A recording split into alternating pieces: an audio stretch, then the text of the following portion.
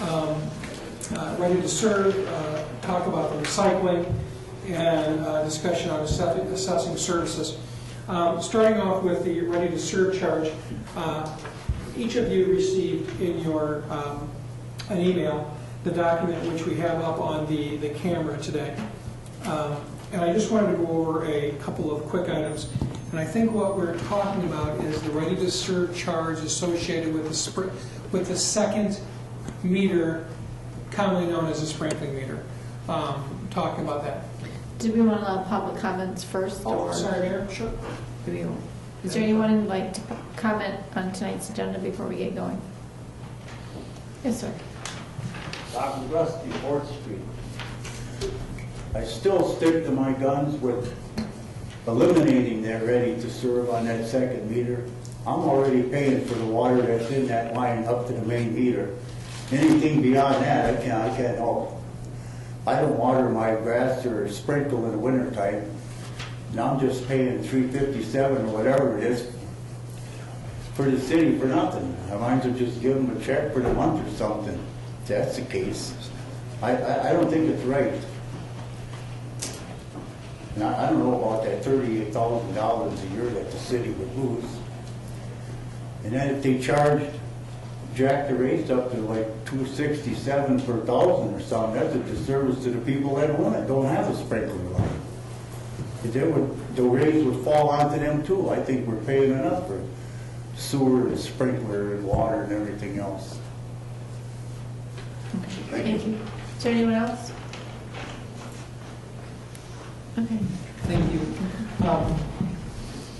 What we try to do in this particular memo, which we have up on the screen and was included, is to answer a couple of different questions. I thought there were some questions being asked. One of the first questions was asked is, what was the revenue being generated off of the Ready to Serve charge on the sprinkling meters? And we have calculated that at approximately $39,000 for the first year, so we just rounded that to $40,000, rough numbers. That is what that first year cost was going to increase. If you wanted to maintain a revenue neutral basis associated with eliminating the Ready to Serve charge, if you wanted to still maintain the same revenue, what would the cost be if you had to increase the capacity cost or the volume cost? That would be 15 cents. That would bring you from 252 to the information is right, 267. I'll remind you that last year the water rates were $3.37 per 1,000 gallons. If you recall, we reduced that by 25% when we did the Ready to Serve charge. Just some background in regards to that. The finance director also put some information regarding what impact that will have on the bond also. So you would have all of that information available for you. Mitch, how much was that? What was the figure on the last year's water rate per thousand? It was, Councilman Whitliff, it was $3.37. Thank you. And if you recall, we reduced it by 25% when we through the budgeting process. So open that up for council discussion. I have one question on your figure for the first year. When we initially talked about this about 3 months ago, the figure that was thrown out that would be lost was $17,000. Now it's up to $38,000. Where did the $17,000 come from? My assumption is that $17,000 was for 6 months. This is a No, it wasn't, because that was not discussed until after I made that comment. That was the initial comment that Mr. Bradford threw out there. I wish he was here. Yeah. I wish the presentation was, but Say that again, please. that's my recollection. We will go back and we will check to see where that.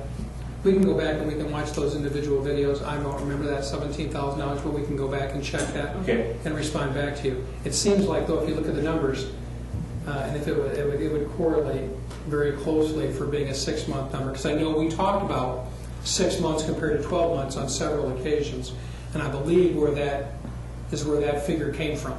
And again, I think it's important to recognize that there are times we're asked questions about what do you believe that cost would be. and there are times when we'll give you numbers of our best estimates at the time of the meetings, it may be best for us to not throw estimates out, and when requests are made like that, go back, make sure we have the exact number, which we have up here on this screen of the 39,000, to ensure that you have the best information available to you, and that would require us at times not to make estimates.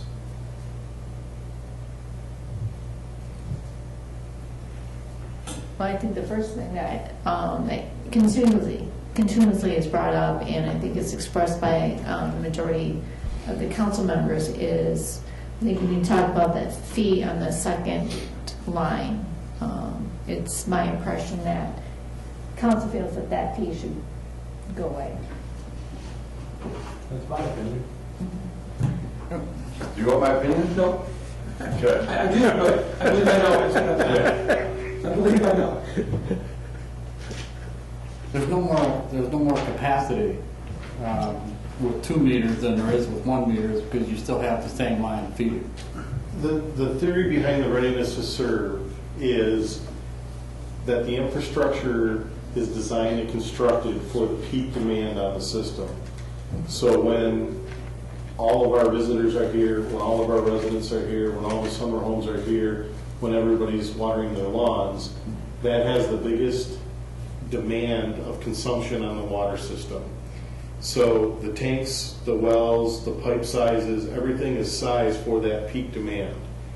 Then when you get the average daily demand, there's an average of when none of those high points are happening, and it typically happens in the wintertime when we pump less water and we treat less sewage.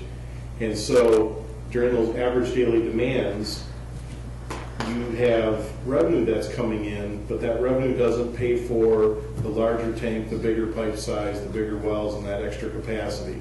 So the readiness to serve is the difference of the infrastructure cost and maintenance between the peak demand and the average daily demand. And what is recommended by the American Water Works Association is to spread those costs out across the entire year, so that those costs, so the revenue stream is there to maintain and operate those on a monthly basis. That's the theory that's behind it. So having a second meter doesn't increase your capacity to consume water, but the sprinkling meter, when it is consuming water, is part of that peak demand. And that's why that was recommended to be included. Well, wait a minute. On that same token, what if you only had 1 meter and you were sprinkling? Now you're being charged sewage on it, but your argument goes away for a second meter on it. Still using the same amount of water. No, you're using the same amount of water. I'm not arguing it, I'm just telling you the basis behind which AWA has calculated that. Our consultant has said that out of the 500 studies that he has done, I don't remember if he gave us a breakdown, but he said it's not uncommon for communities to charge it on the sprinkling, and it's not uncommon for them not to. So it can go either way.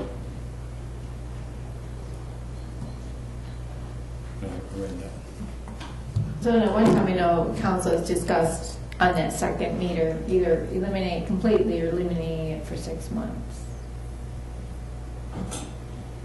I'm going for The whole year? Okay. Is that, Good. You just said the reasons for it, but you still got the same value if you add one in the second meter or not. Granted, you're going to use it more if you do have a second meter, but anybody who sprinkled in the pans before they had that, they use the same amount of water, so therefore, that would be charged. okay. Additional to have it. Remember that we are eliminating the sewer use of it, but it's not going into sewer either, so therefore it's not being treated. So it was a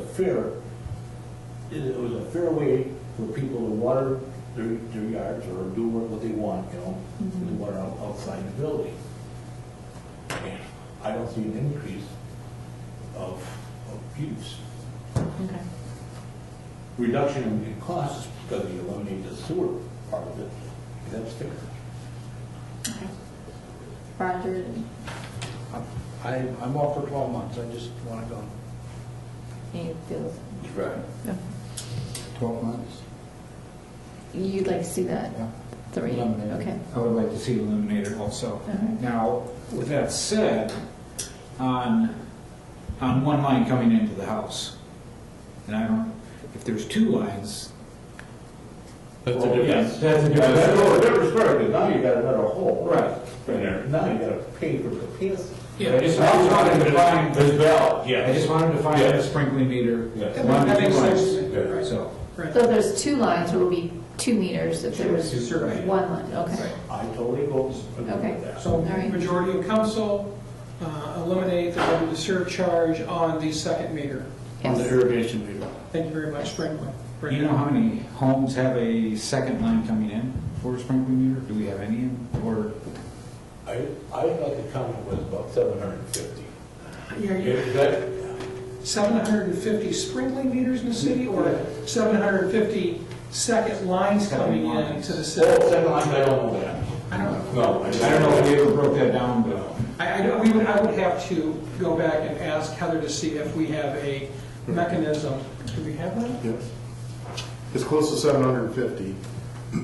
I can add these up individually. Okay, and then the next question, it begs, that council wants to eliminate this fee.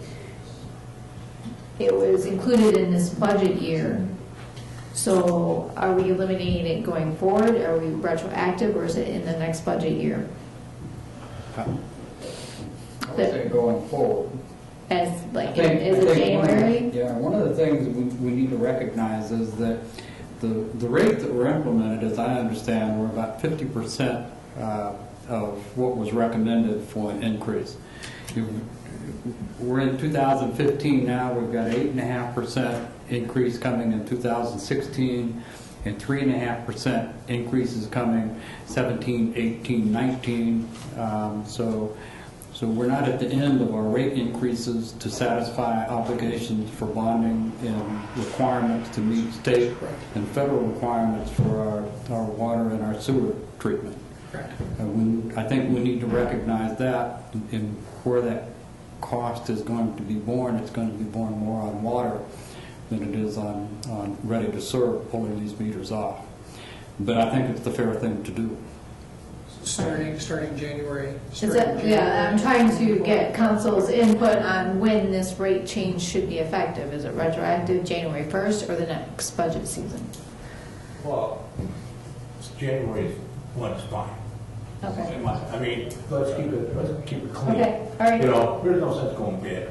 All right. That's not, I just want to make clear so we have. that's my recommendation. I don't know Okay. what everybody else feels about that. Is this something that we can implement as January 1st? Will that give enough time for, We need to check with the billing clerk to see how much effort that takes, but it would be done at the first of a month, so that we have it at a clean, We'll do it as soon as, billing we'll do it as soon as cycle. we can. Right. okay, no later than February 1st, We'll but do it we'll on try it January January 1st, we'll 1st. get it as quickly as possible All right. implemented.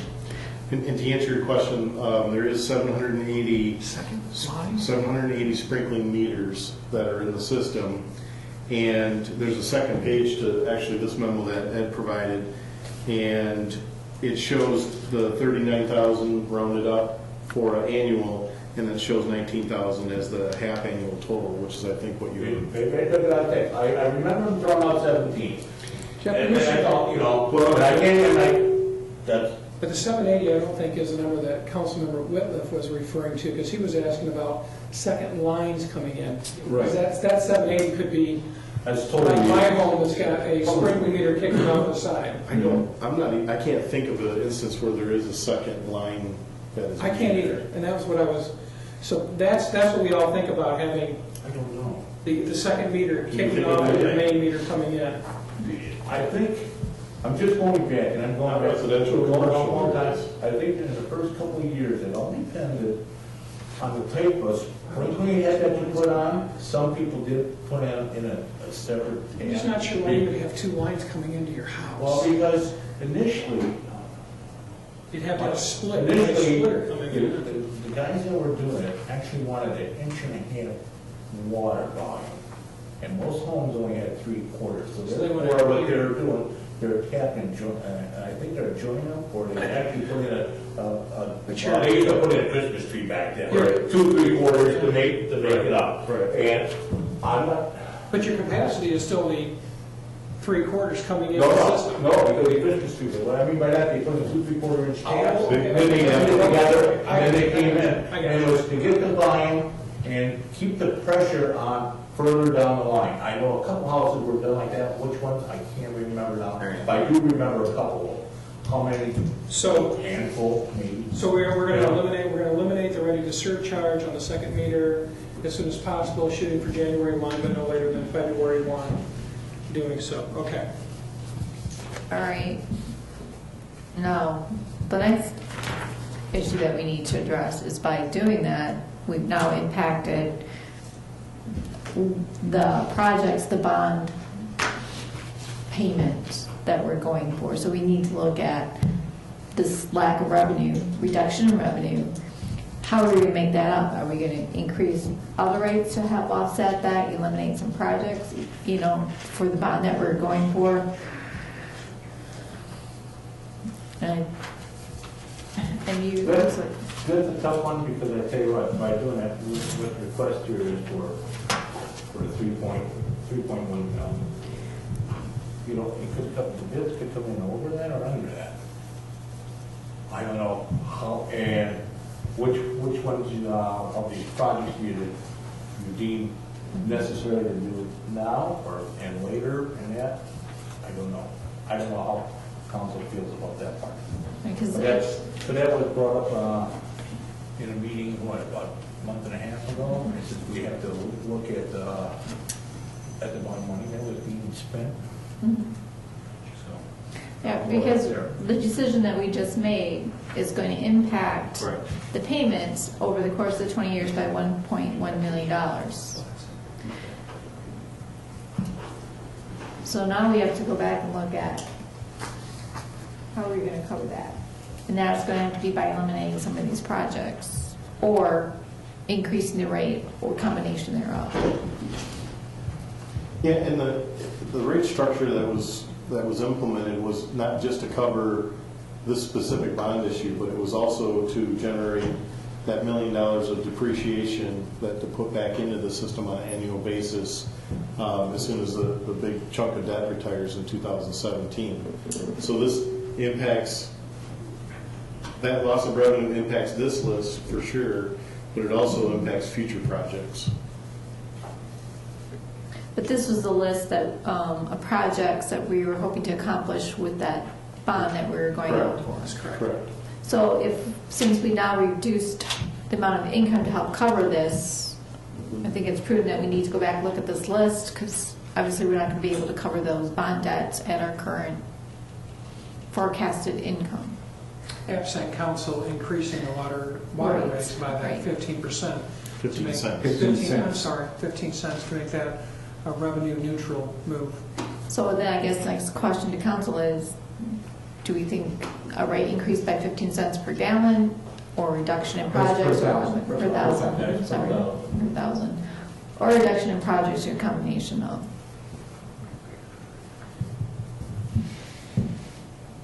Sorry, Tom. And I guess the projects you have listed here, I would assume, based on the year, is a priority list that you feel that we need to get these projects completed. Correct.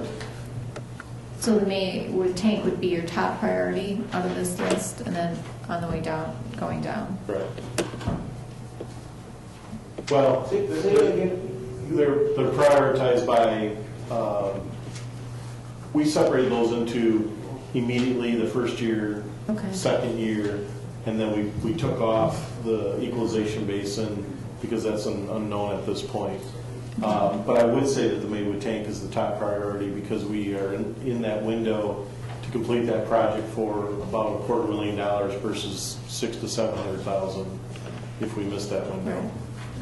totally support that. Jeff, would you just quickly go down through that list? Jeff has provided in front of you tonight the kind of some narrative information regarding each one of the projects.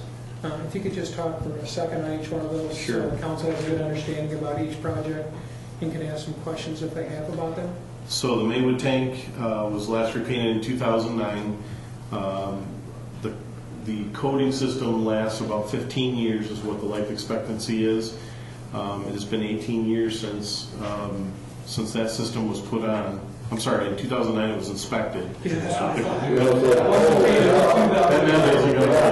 was just gonna correct you on that. Thank you. Wow, what was this stuff? It was painted about 18 years ago, so we are at the very end of the window to where we can do an overcoat.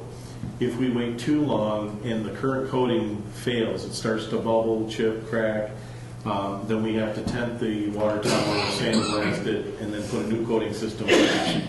Both of those systems give you that same 15-year life expectancy. One cost about $250,000, the other would cost $600,000 to $700,000. The Renaissance pump station generator, over the years we've been adding generators to our pump stations as the budgets allow. Each time we do that, we put natural gas and put a generator there so that when we have power failures, and especially widespread ones, the crews don't have to then transport a portable one around, turn the pump on, clean out the station, unhook it, and run to the next one. Renaissance Park is just physically the longest drive from the city to get to there, and so it makes sense on our list of priorities for that project to be the next one. I can't remember. What's that?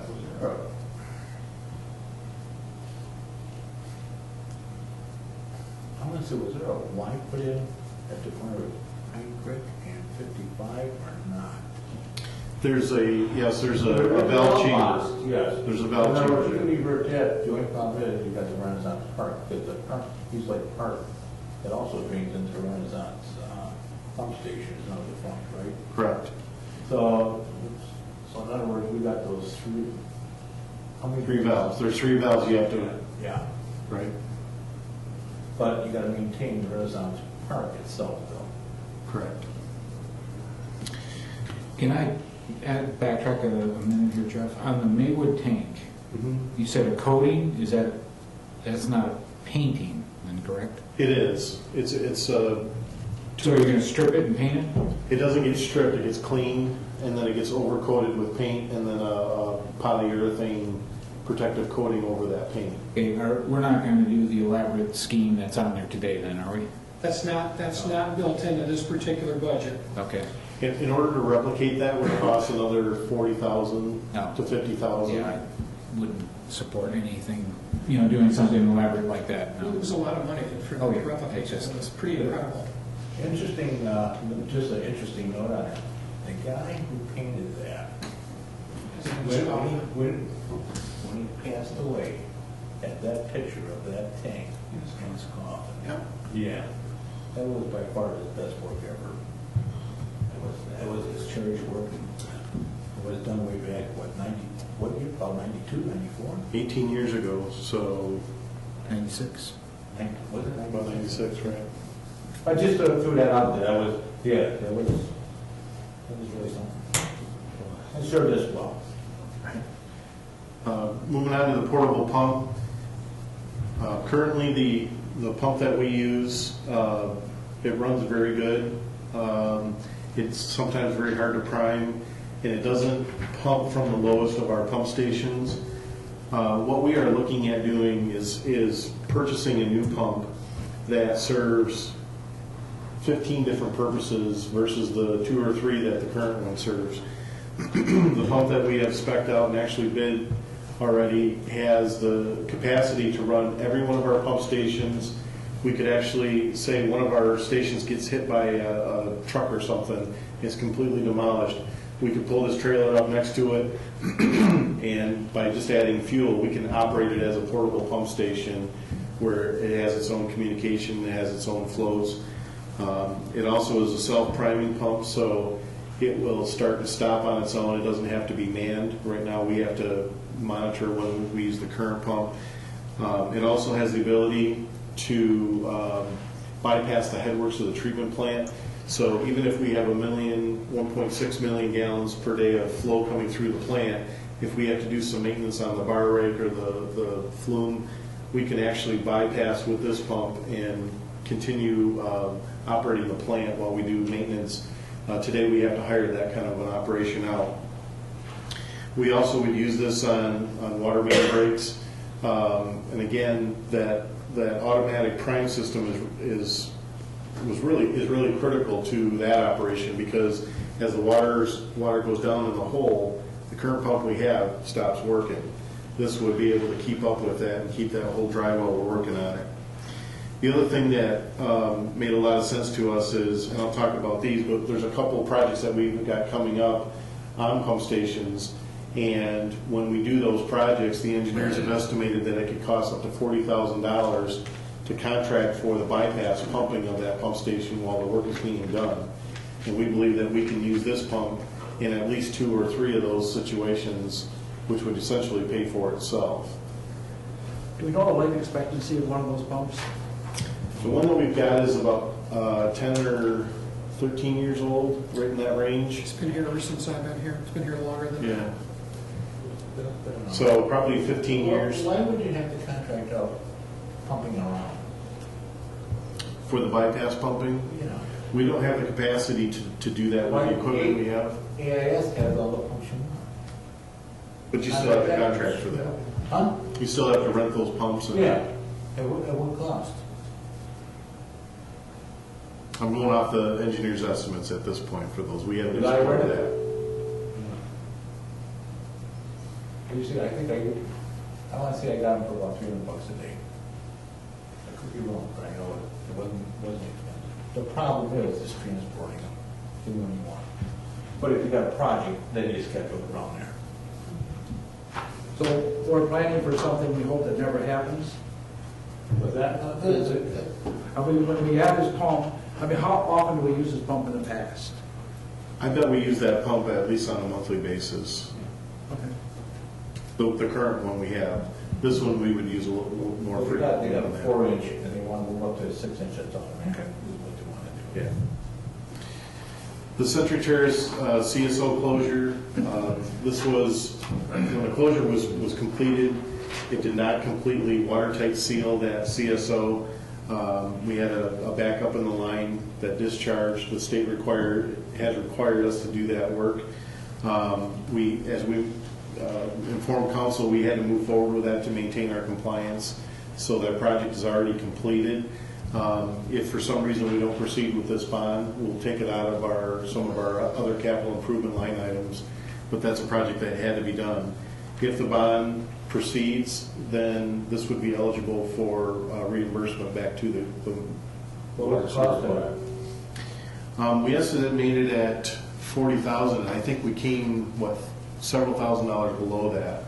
The bids came in pretty favorable. I think the engineering was about $10,000, and I think our low bid on the construction was $19,800. Does that sound right, Sean? That's right. The next item is the industrial park pump station upgrades. The industrial park is the only pump station that we have that's still on single-phase power. And there seems to be a lot of gremlins in that panel. I'm not sure if you still had those issues, but we've got them continuously right now. I could only find one guy that could really operate those things. Yeah. And he's no longer in it. So we've got frequent call-outs on that pump station. Our proposed project is to replace the pumps and guide rails, recoat the interior of that tank, put in a new panel and electrical panel communications that will tie into our SCADA system, and also switch that over to a 3-phase station. The Sweetnum pump station, pretty much along the same lines, but right now each of our pump stations has 2 pumps in them. One runs in lead and one runs in lag. At the Sweetnum, only one of the pumps operates, so when we get high flows, there's not a second pump to turn that on and also to alternate with. We have experienced sewer backups in the subdivision there, And so that's one of those places where currently, when we get high-level alarms at that station, we take our portable pump out there, hook it up. It takes several people and several hours to get it primed and get it all set up. But, so we add to that station. This would essentially replace the pumps that are there with 2 brand-new pumps, rails. It would add a valve chamber. Right now, it's all contained in 1 unit. And then again, add the communication and electrical upgrades. The return activated sludge pumps. Activated sludge is really what our treatment plant is built around for removing the sewage from the waste stream. Those pumps, we have 3 pumps that return the activated sludge, so as they're settled out, they get returned and put back into the waste stream. And the way the plant is designed is those pumps run 24/7, wide open. But there's a valve downstream of the pumps that opens and closes based on what the plant needs for that returned sludge. So those pumps have a 20-year useful life. They've been in service for 25 years now. They're still running fine. But this is one of those items where we are trying to be proactive, and knowing that this is the heartbeat of the plant, we are trying to be proactive in replacing those before we run them to fail. Because once they fail, then we're in trouble. The other thing that we propose as part of that is we would fail those pinch valves open, so essentially they wouldn't operate anymore. We would install variable frequency drives so that the pumps run When they need. only at the RPMs that the plant needs to be able to return that sludge. So that puts less wear and tear on those pumps, but it also should impact our energy consumption negatively, using less energy. The Riverbank sewer line, if you don't remember it, you can't see it anymore because it's underwater. But this is the interceptor sewer that is along the bank between the Maple Street Bridge and Century Terrace.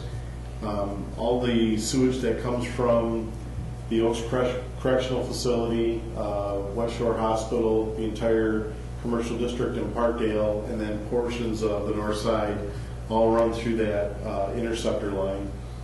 And the way that it was built is it is hung with steel hangers on wood piles. Wood pilings and wood piling been gone. And when we went back and looked, those are over 75 years old, and so we've already experienced about 6 of those where the pipes have actually broken off of the piling and have sunk. So the pipe is, even though it's a gravity, it's supposed to be on a gradient, the pipe is kind of porpoising. And it's only a matter of time before that thing fails, and once it fails, we've got raw sewage going into the river, but we're also, we'll be taking in water from the river and pumping it continuously to 6th Avenue, so. And down to the plant. And to the plant. I went through that. Yeah, there was a repair Band-Aid on it a little bit, that's been now repaired permanently, The one but. that was done out in the river, when I was covered up, was done in the winter time. It was painted about 72, 73. So That's this, a necessity to do. so a lot of these aren't real exciting projects, they're just replacing their asset management projects. The Riverbank sewer line, I think, is a very critical one to our infrastructure. And we've seen what is being proposed is to drive a sheet pile wall along the river, backfill that, and then bury a new pipeline to replace the existing pipeline back behind that wall, so it's protected, it's accessible, and we can complete future maintenance on that. Some of you may remember a project that we did 5 years ago, 6 years ago, over adjacent to the 6th Avenue pump station. Similar technology is going to be used. Exact same technology. We drove the sheet piling in, protected it, backfilled it. I think we had stone on the outside to protect the sheet piling on the outside. Very, very similar technology, if any of you remember that project that we did several years ago. Is this the same sewer line that we were talking about in the Washington Street project also? Yes. Yes. Yes. Yeah, part of that existing line actually runs underneath the River Park building, Yes. underneath the corner of it.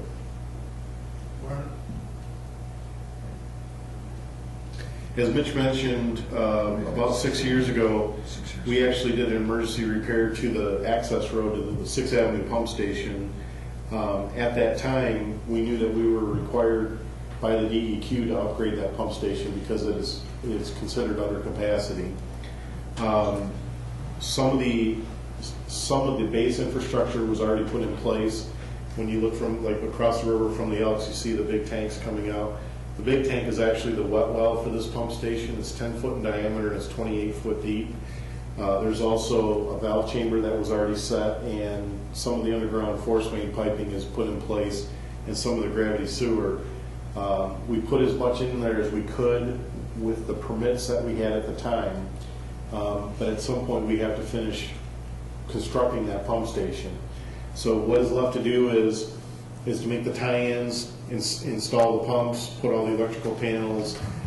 We also have an obligation with the property owner, with the Shimoleskis, to landscape around those tanks and around the equipment that we've got there so that it's more aesthetically appealing than just the big black and concrete tanks that are there.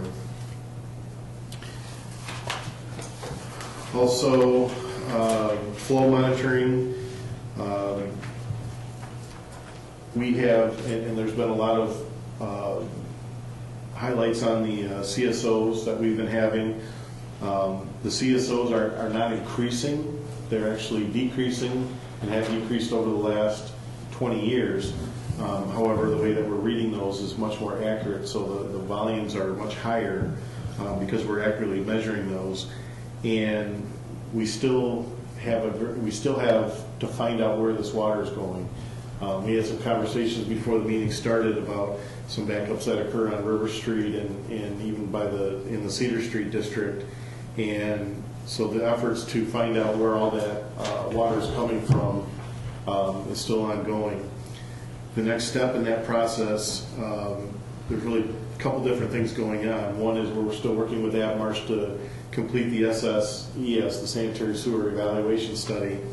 The draft study that they put in play, or that they submitted to the state and to the city, indicated that they felt a 500,000 gallon basin would be sufficient. And the more data collection, the more we've been measuring the actual outfalls at the CSO, we think that that's very underestimated. And so AppMarsh is going back, looking through new data, recollecting it. But the next step in that process is to deploy flow meters throughout the city, and we're proposing to put 12 of those located strategically around the city. And the idea is that if we have those in place for approximately 10 to 11 months, when we get dry weather flows, we can see how the system and the volumes flow through it. But then when we get a rainstorm of varying, we get an inch of rain, where are we seeing increases in flows to the system? So if nothing's coming from the north side, we don't have to focus on the north side anymore. If we see that there's a huge amount coming in up by Jefferson School, then we need to focus the study onto that area. And so the plan is to deploy 12 of these throughout the city, monitor them on a monthly basis, and start eliminating sections of the city that we feel do not have problems, and then look for those areas that are of concern. And then the last item is gallery leaks. How long has that been going on, Ed? When I got there, it was going on forever. So I don't know what it is now, but there was condensation down there. I don't know what it is now. it's much heavier than It's condensation. flowing more than it used to. What happened more than anything else was the sump pump down there would malfunction, and that's where my experience was. Basically, there's kind of a basement section of the plant that has various piping that goes through it. I think the RAS lines go through it. And we've got penetrations in the wall, and over time the walls have cracked, and we actually have water running through the walls into the plant. It flows down the wall, across the floor. The floor is covered in slime just from the mineral buildups and from all the volume of water that comes through there. It's collected in it with a sump pump, and we run the sump pump nonstop, and when they burn out, we pull it out, we replace it. That project, I know that it's been on the capital improvement list year after year after year after year, and just keeps getting slid down. Do we So- notice that leak increasing as water table starts increasing? Are we seeing more water coming through? We have a high water table. Yeah, I would imagine So that so. doesn't have to come off the trough? We've tested it, and it doesn't show any signs of having sewage content in it. No. Have we got any current estimates on what it would cost to fix that? We have not estimated out that project yet. Well, I should say, we have not priced it out. 50,000. That's what it costs, 50,000. For the elderly. 15,000. No. That's not, okay, yeah, okay. Sorry. The concepts that we've talked about exploring are either cutting up, and the problem is that on the other side of the wall, there's only a very, very small space, and so it's not something you can dig out from the outside and patch and repair. So the concept that we were planning to explore would be to core the wall and then pressure grout on the other side so that we have a sealant that gets put on the outside of it.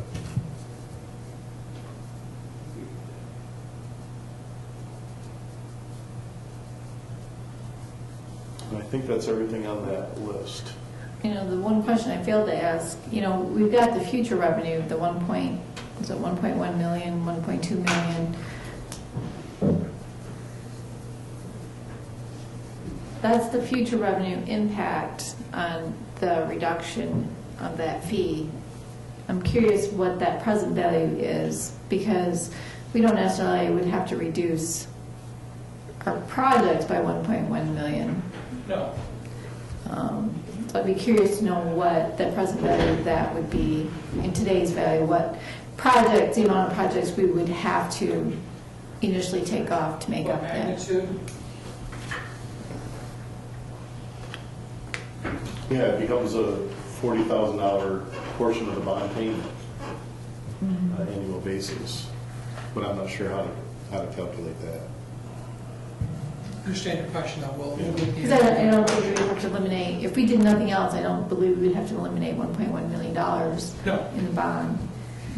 And we need to know, doesn't Ed have to go out, was it this month for that bond we were talking about? I believe it is, yes.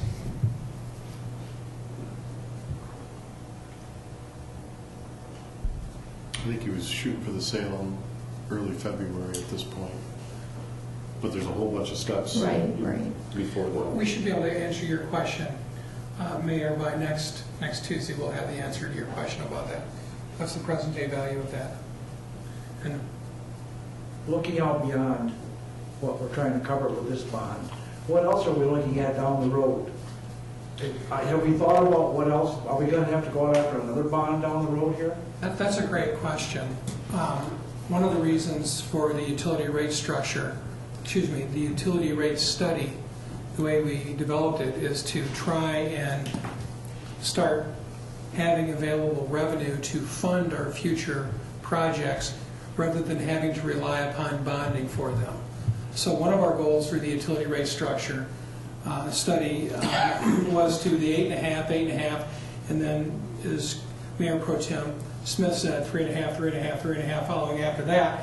The intent of that rate structure is to have available revenue to get away from these situations where we have to rely upon bonding for the project. So the goal with that rate structure is to pre-fund, or to have enough revenue to fund those projects in the future and not have to do bonding.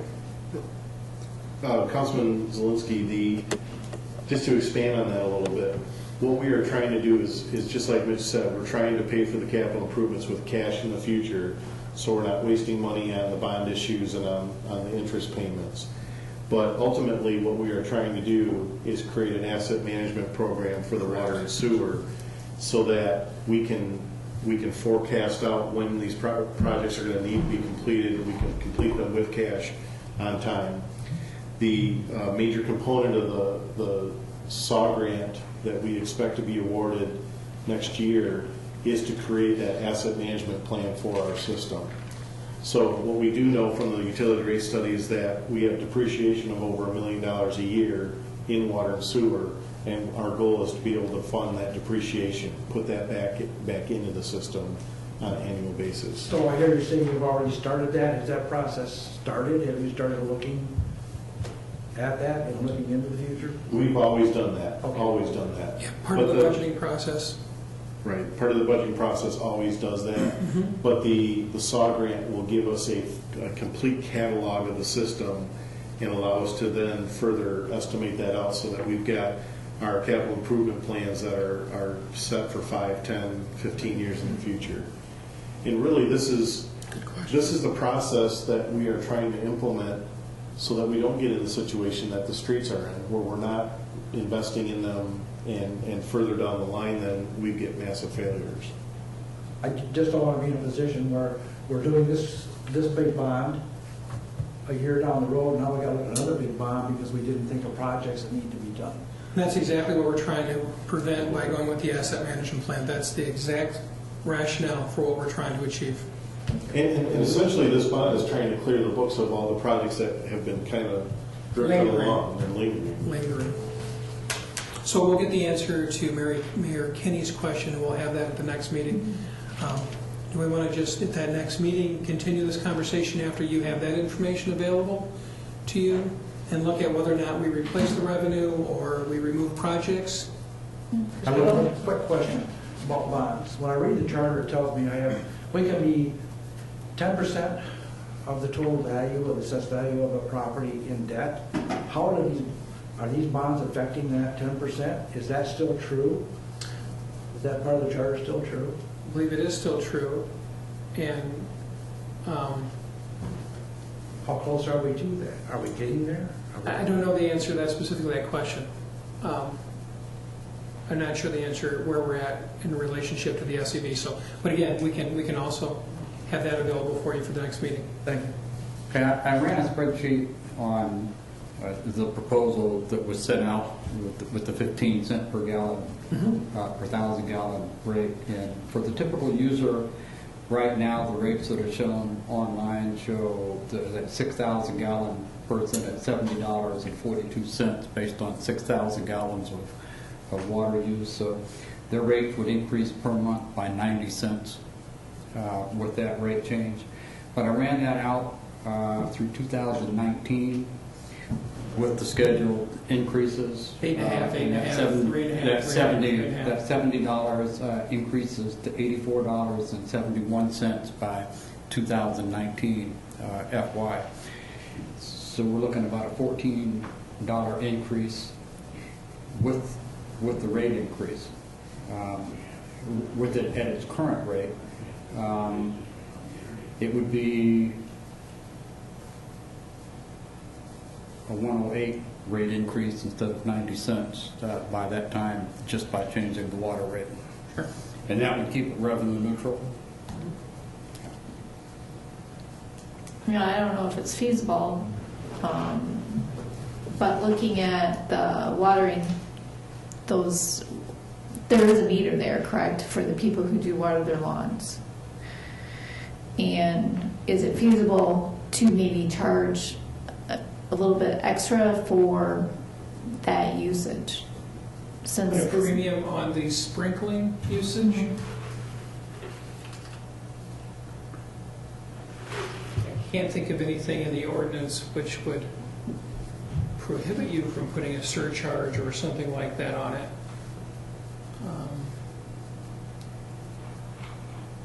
Hadn't thought of that before, honestly. That would kind of defeat the purpose of taking the the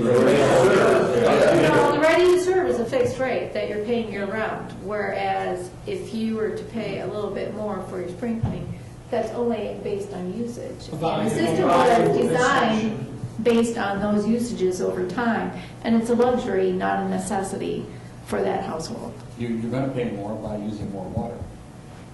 right?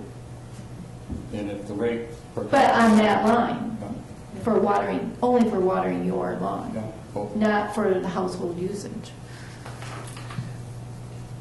I can't think of anything which would prohibit that if that's the direction council. I'm just throwing it out there, I'm Yeah, not saying sure. that's what we should do or not do, but that would be a way to make up some of those lost fees.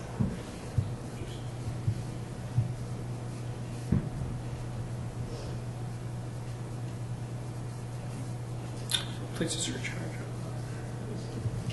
Another option I just thought of would be to redistribute it across the rest of the water ready to serve so that it remains a fixed cost.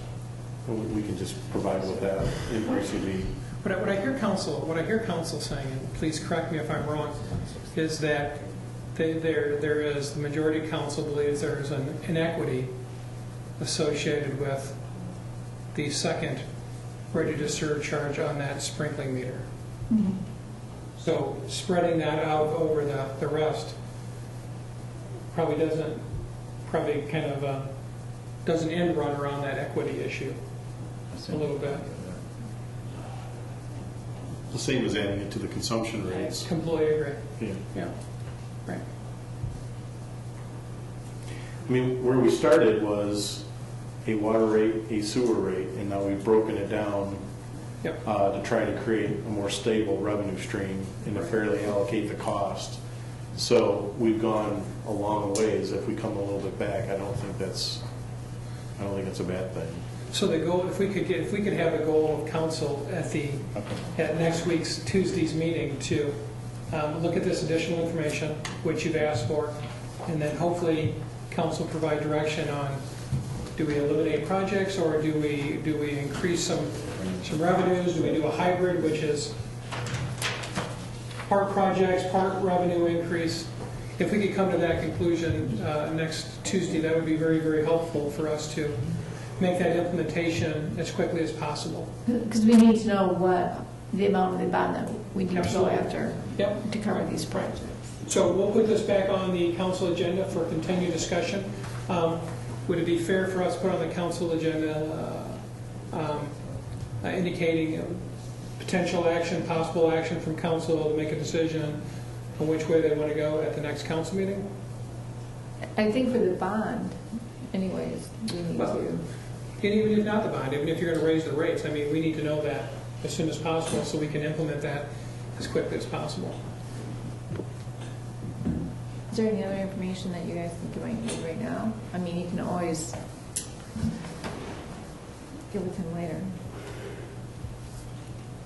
I have nothing. I think the way we've been talking about it is fair. It's fair to everybody. It works for everybody. It spreads the cost across the board totally. I see nothing wrong with it. My opinion. I think it's for the taxpayer. So we'll have this on the agenda for next council meeting. Okay. Yeah, I'm not fine with that. yeah. I lost your comment. Okay. Well, they talked about having the increase in cost. Is that what I heard? I was just throwing it out there. She said it's not a surcharge. We just. Not a surcharge. I'm not talking about a surcharge. I'm talking about the cost that we said it would cost if we eliminate the second meter charge. Yeah, That there would be a 15 cent per 1,000 gallon increase. That's what I was referring to. To be There- revenue neutral. Yeah, Yes, yes. to be neutral, or That's we what I need was- to eliminate some of these projects to reduce Right. the bond. Right. So next week, I mean, to be fair, to get that, for Ed to prepare the information he needs to get that bond out there, he needs to know next week how much of that bond he's going for. So is there anything else that council needs to help in that decision that they know of right now that they might need? Not to say you can't follow up with him by next Tuesday. Okay, we'll make sure we get that information for council and have that available for you next week. And hopefully we can come to a decision with council and we can move forward on that particular project. Okay. Next item on tonight's agenda, if I can get the computer to pop up for me, is a discussion on recycling options in the city of Manistee. We started talking about this several months ago, maybe 4 to 5 months ago. We've had some, over the last summer, we had some concerns about illegal dumping at our recycling location. And that started some initial conversation. Primarily, I think, started with Councilmember Whitliff and I having a lot of conversations, and Councilmember Whitliff and Jeff and I having conversations. We brought that to the council level. And knowing that we have a contract expiring, we thought this would be a great opportunity to start the conversation. I'm not sure it'll end tonight, but start the conversation with council to start help providing direction on how we're going to provide recycling services in the city of Manistee. So that's what tonight's presentation is, to start the educational process. As we know, just a quick background for some of the council. The refuse and removal agreement that we currently have with Allied Waste. Allied is now Republic, but it was Allied when this agreement was started. It was from July 1st, 2010 through July 1st, 2015, so it was a 5-year contract. I think that's the second contract that I've negotiated while being in Manistee, and they have all been 5-year contracts since we have negotiated them, that I can recall. The recycling options are incorporated into the agreement. There's a drop-off option and a voluntary curbside collection option. There is no charge for the use of the drop-off in the city DPW garage. However, there's a $6.61 per month charge for a voluntary curbside collection. We have on our books, talking to Heather Pepper this morning, 52 voluntary customers, and talking to Todd, they had about 90 on their books. So we've got to reconcile that number. I'm not exactly sure what the difference is in the number, but definitely less than 100 folks participating in the voluntary curbside collection, and we will reconcile that number with Allied Waste. We just want to let you know that. We have approximately 3,000 residential parcels that receive refuse collection. Just some photographs of our current program. On the left-hand side is our commingled bin, glass, metal, tin, plastics all go in that particular container. And then the containers over here, the 4, I think are those 5-yard containers, Todd? Other 8.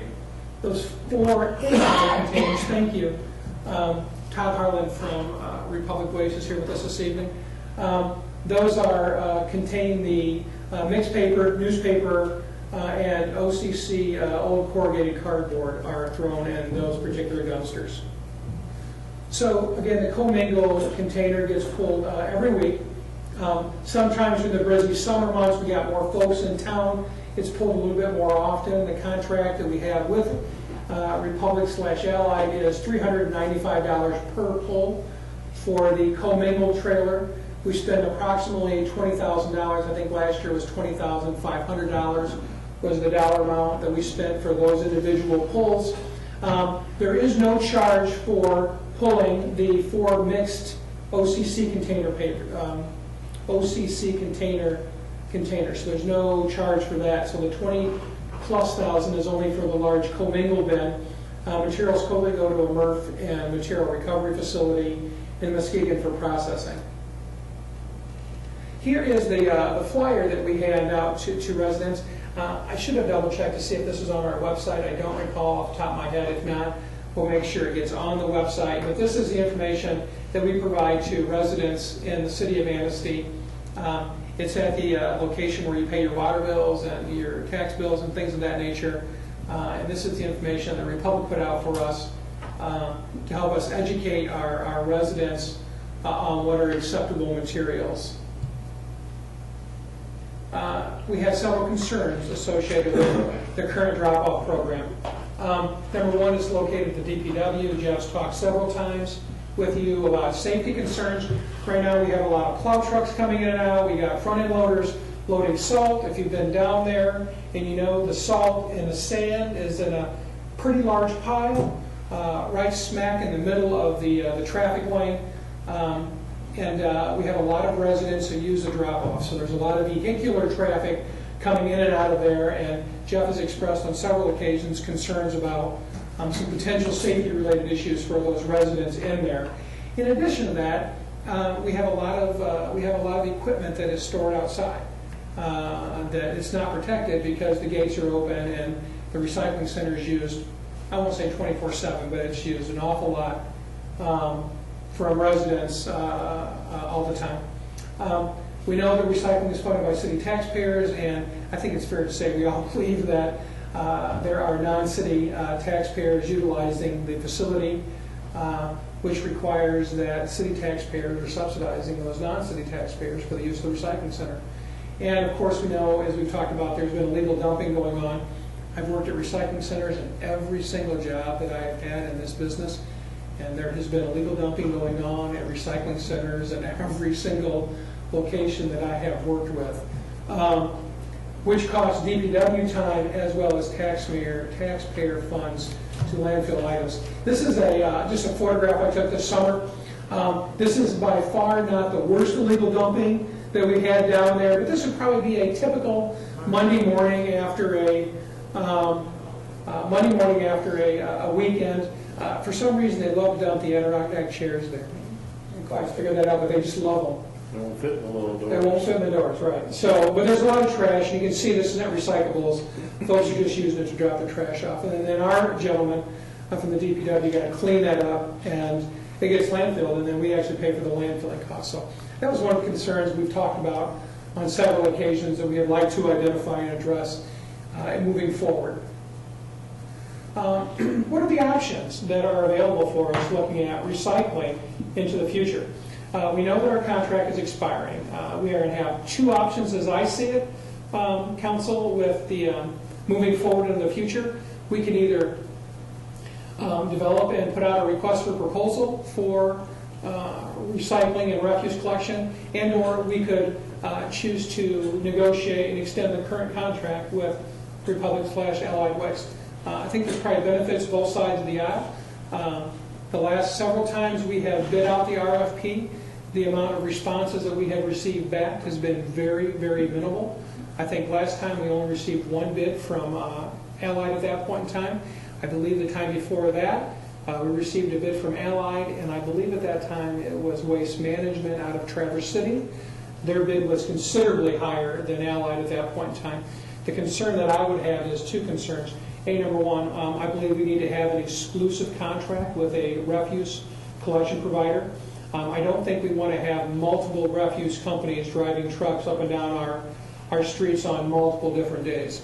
And we get away from that by having an exclusive contract with one vendor providing it.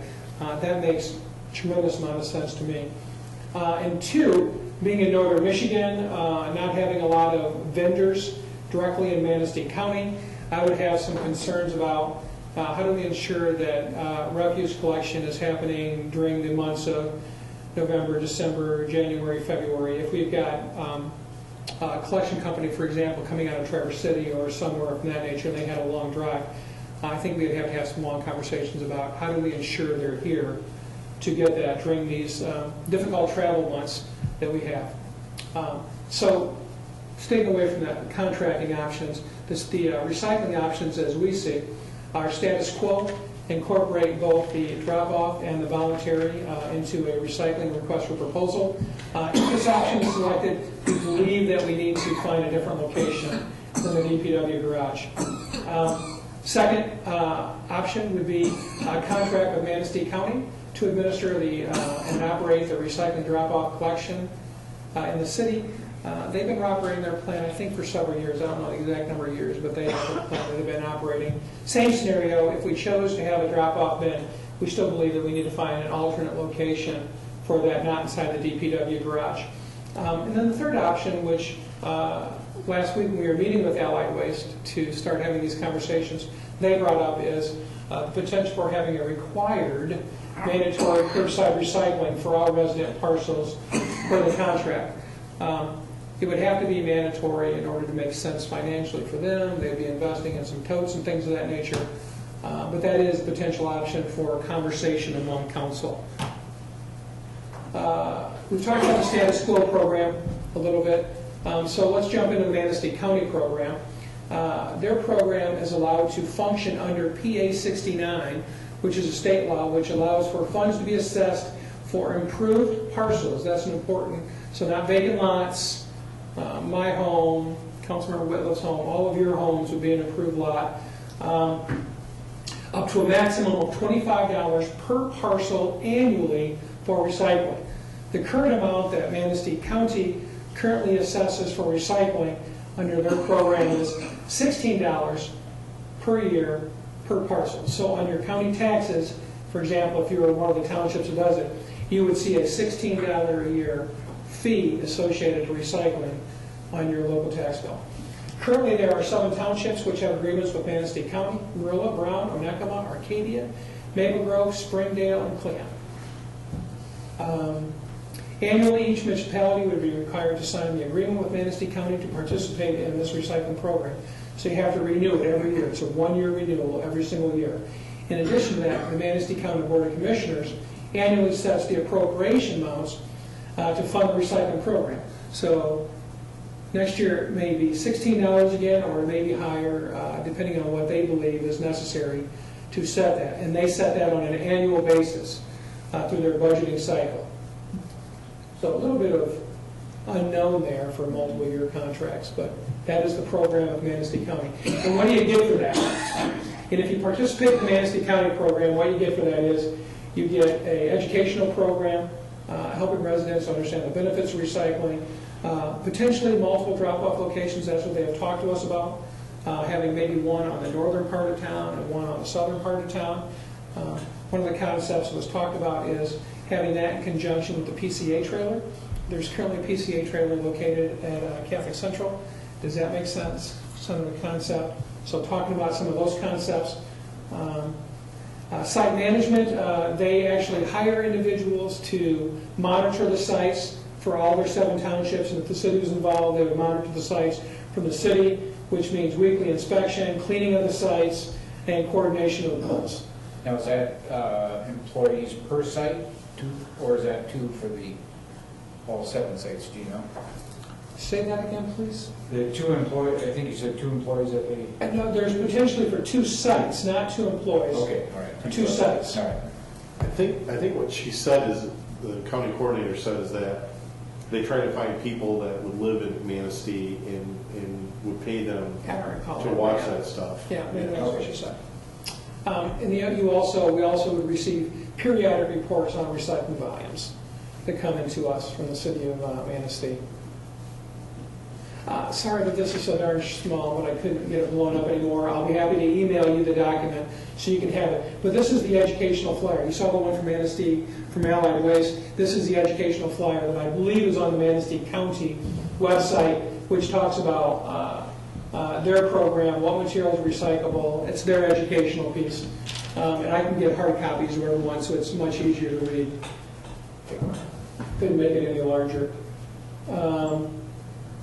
The other option, which we discussed with Allied Waste, would be mandatory curbside recycling.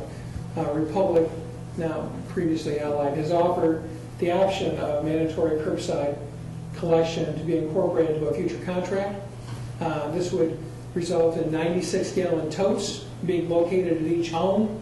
The cost would be negotiated with the contractor, so I don't have a firm cost for you today to look at. The discussed costs that we have had with Republic would range between $2 and $3 per month. The current voluntary program, for example, is $6.61 per month for recycling. Current contractor, based upon the investment, purchasing of all the totes, really believe that it would have to be mandatory in order for them to be able to provide that type of an option. And that would be dumping each of those totes every other week. Yeah, we'll get to that in a second. Right. So then, how many of you? I don't have a 96-gallon tote at my home, but I'm sure some of you do. It'd be the same blue 96-gallon tote at your house. It'd be just a yellow and a green one for recycling. So you'd have 2 of them there, or multiple ones. So just kind of laid out a little bit of a pro and con approach. Status quo, and just for this particular situation, assumes current location of DPW. The pros on that, it's the least expensive option, and it's a known commodity. The downsides that we see are it does not support an intergovernmental cooperation venture with Manistee County, and the current location has both legal and illegal dumping issues that we'd have to address. The Manistee County program, it gets you intergovernmental cooperation. I think it gets you better site management, more educational component, and administration is handled by Manistee County. We're just kind of out of it. We're just one of the 7 or 8 municipalities which participate in the program. They run it. The cons on that I see are it's more expensive than the status quo based upon the dollar amounts. Mandatory curbside recycling. I put down the cleanest option, and the reason I put the cleanest option is because you don't have drop-off containers, which eliminates the illegal dumping scenario that goes on. So that was my theory behind the cleanest option going around to it. Does not require transportation for our residents, so you don't have to drive somewhere to recycle. And hopefully the availability of that in everyone's home could increase recycling volumes. I believe Republic told us that Lightington has the mandatory program, and they believe they're between 60 and 70% of Lightington as a community. And I did not get a hold of the city manager of Livingston. I wanted to, and I just didn't get to it to ask them that question. But they thought they were between 60 and 70% participation of recycling. The cons of that, again, that doesn't support the intergovernmental cooperation, which I think is very important. It is the most expensive option. And this one, you can look at this as a con or not a con, but I'm sure some residents really don't want to have another dumpster or another tote at their home, limited space. They'd have to be storing it there. Limited space. Probably wouldn't want it there. And it only gets dumped every 2 weeks. Right now, when my bins get full, whether that's a Monday evening or Saturday morning, which is normally what I do, you go down there whenever it's available. This one, you're regulated every 2 weeks for recycling. So they really wanted to drop it down and look at what are some of the financial comparisons between all the different options out there. So based upon 3,000 customers that currently have recycling, or not recycling, but just waste collection. The status quo, we know that we're between 20, and I put it out there if we're going to have a little bit more usage, between $20,000 and $25,000. That's the $395 per pull every week, 52 weeks a year, maybe a few more. So I just kind of estimated between 20 and 25,000. If you divide that by the 3,000 parcels, that gets between $700 and $850 per residential parcel annually. Just kind of breaking it down for you, the lowest denominator. The Manistee County program, we know, is $16 per parcel for improved parcel for a total cost of $48,000. 3,000 parcels times 16, 48 grand. Mandatory curbside, between $2 and $3 a month, $24 and $36 a year. Divide that by or multiply that, by the 3,000, gets you the 72 to 108,000. So that kind of lays out the various options that we saw for recycling. The time for this conversation, and again, I'm not assuming that it's just going to stop tonight, is kind of perfect, allowing us to work towards creation of the RFP, getting a direction from council as to which option they think is in the best interest of the residents. So we can either incorporate that into a request for proposal moving forward, or we can start having conversations with council's approval if they want to go the direction of direct negotiations with the existing contractor. They've indicated they'd be willing to have those direct negotiations. So that is what we have in front of you tonight for discussion. Or if there's any questions, we would be happy to try and answer those.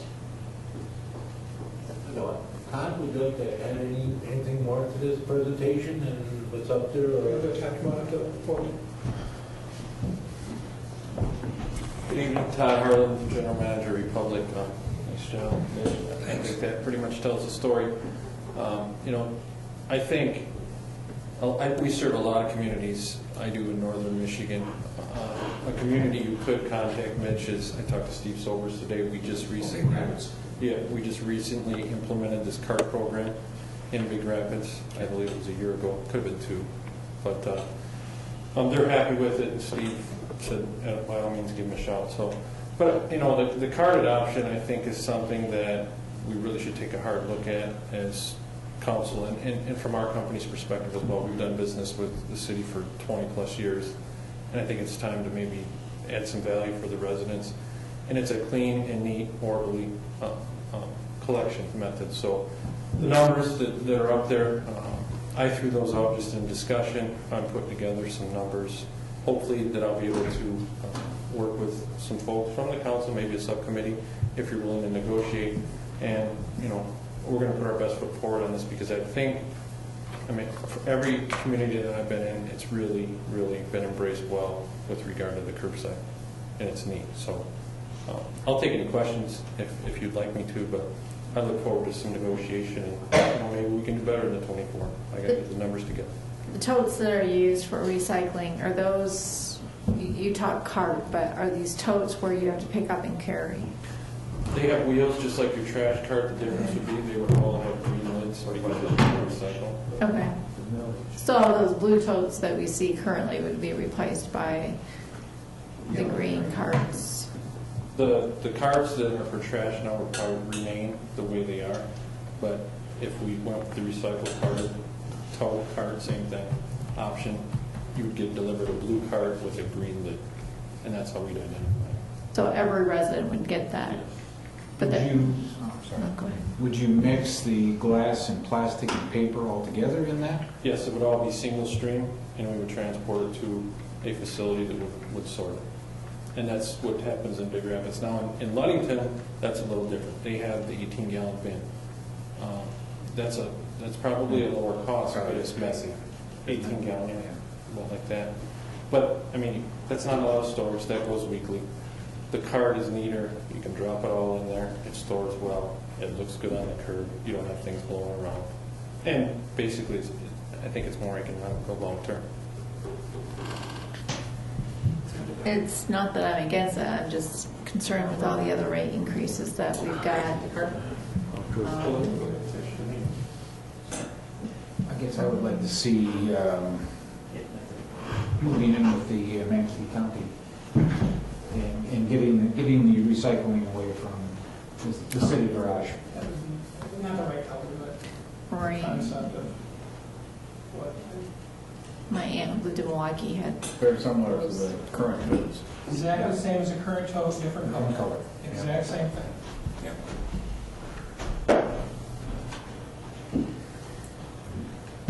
Safety aspect at the city garage, cleanup, Jeff, I don't know how much time your guys spend picking up paper and garbage and things like that.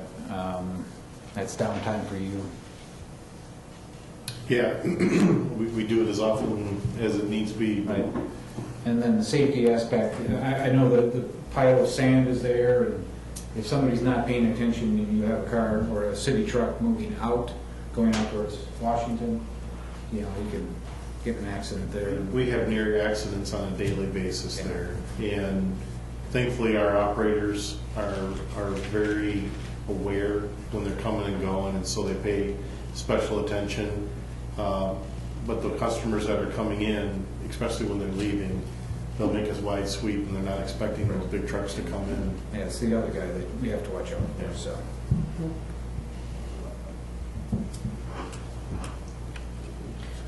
And the other benefit is that we could secure that yard. If we leave anything of value laying out there or stored, it disappears. It absolutely disappears. And so there's a lot of items that I think we can store outside the building in cold storage, if you will, and be able to stockpile materials to make things more effective if we had that space back. So. it's my understanding that you're getting pressure from the state to reduce the amount of recyclable material in the landfill, is that correct?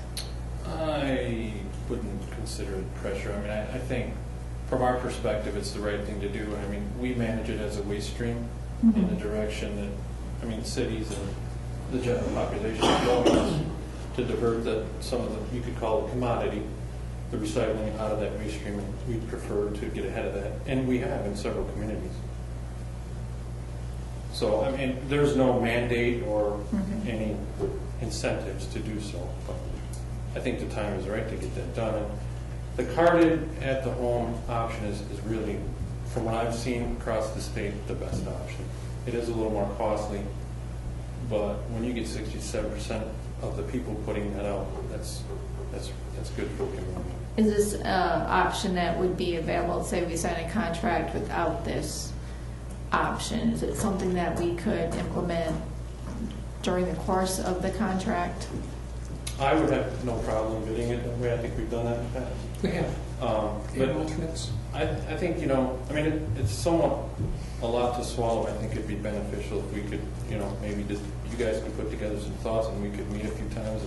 Because, I mean, we want to put our best foot forward. We've been in the community a long time. My concern is recycling is a good thing. Right. It's not that I'm against that, and having the totes at the home is obviously more convenient for many people who do recycle. However, we've had some cost increases in other areas for our residents, and this is just another one that we're tagging on. I'm a little hesitant to do that so soon. Oh, yeah. Something like that. But maybe down the road, looking at that and maybe trying to educate and trying to make it more convenient so people are in the habit to recycle. So if this is an option we go down the road, people are wanting it more. And I think, to follow up on that, on a couple of occasions I've mentioned this, and I think it would be good if we don't go that route after we converse, and I can put together some numbers and actually give you some facts. It would be good if we took the opportunity to potentially drop 100 on the north side for 2 or 3 months, do that collection every other week, allow people to just get the feel of them so they understand what they are. We'd be willing to do that at no cost, just some pilots, maybe 3 months, whatever you choose, pull them over to 8th Street or, pick some areas to allow people to see what it is, how it works, and potentially that could be a voluntary option down the road as well, and we could price it that way as well. So if there's folks that see a value in it, they want to sign up for it, that would be a service that they could potentially sign up for. I would prefer to see it, for me, the entire the residents, just because that's going to be the cheapest cost for the residents to use it. So what do you, if I heard you correctly, say I was interested in recycling, that I could try out free of charge for a while, short period of time, that recycling. I would prefer to do a neighborhood rather than, so that we, Oh, okay. Yeah. I'd say, okay, here's 100 cards. It's just easier, You okay. guys decide what area you'd like to try it at, and we could run it for 3 months. Okay. Because if they don't know it, they don't see it, Right. it's tough to understand. Right. As I said, my only concern at this point is putting an additional cost on the residents. Not to say this isn't a good program or isn't it something that the residents maybe want, but I would like to leave that option open. And I'd like that idea of taking a neighborhood and allowing them to see Sure. what that is. Here's an off-the-wall question for you, Todd. What is the weight capacity of a tote, or that 96-gallon container? I don't know what the specifications are, but they'll handle a couple 300 pounds. Okay. But you put 300 pounds in them and you put them on the truck to dump, they're not going to last long. But, in a recycle car, 20 pounds. Yeah, I recycle every week. I'm taking big boxes of paper, 3 or 4, I shouldn't say that, a couple bags of cans and bottles every week, Monday or Saturday, kind of like Mitch does. So I would, the pickup of every other week, I think I would have it overflowing, and if people have it overflowing, they may take that recycle and throw it in the garbage, and then we're defeating that purpose. And you can do it weekly, it's going to be more costly, but I think the norm for the most people that I've seen, Rochester Hills, we do it in a lot of areas. I don't, but our company does, and every other week seems to be the most frequent option to choose. And I'm sure you have a few folks who are really avid recyclers where you run into that. But 96 gallons, it's this tall, it's pretty good size. But when you get boxes, you're, Right.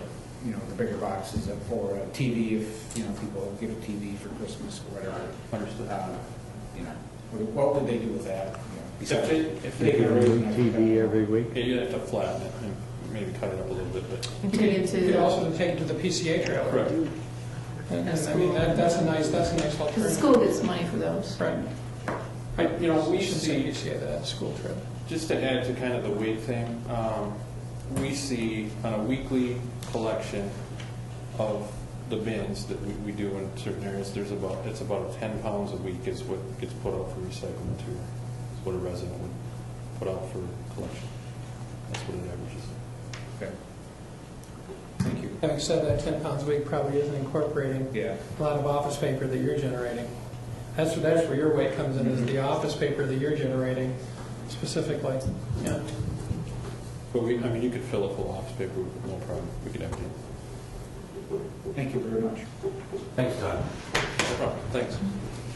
So any thoughts from council on which direction they would like to proceed? Would you like to, Todd has made a suggestion potentially of forming a small subcommittee to talk about this, providing direction from council on various recycling options that you're honing in on.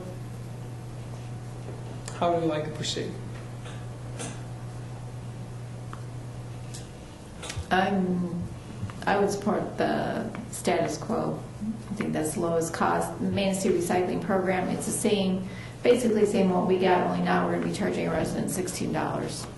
A little bit more administration, some of the oversight and things of that Right, but the nature. program works the same. You still have to take your recycling to a bin. Absolutely. It's a And little they're going to be drop-off. paying 16 whether they use it or not. Yep. I would go with the Manistee County recycling program. It's going to give us possibly 2 locations in the city. Possibly, yep. It takes away from the safety issues at the city garage, and it's secure that facility too, so.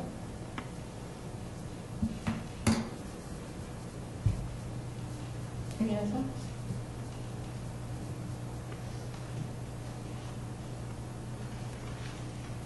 I would like to give an opportunity to explore the potential that we have with putting out some totes, explore that potential. I guess that would maybe, would that be with status quo and exploring that potential?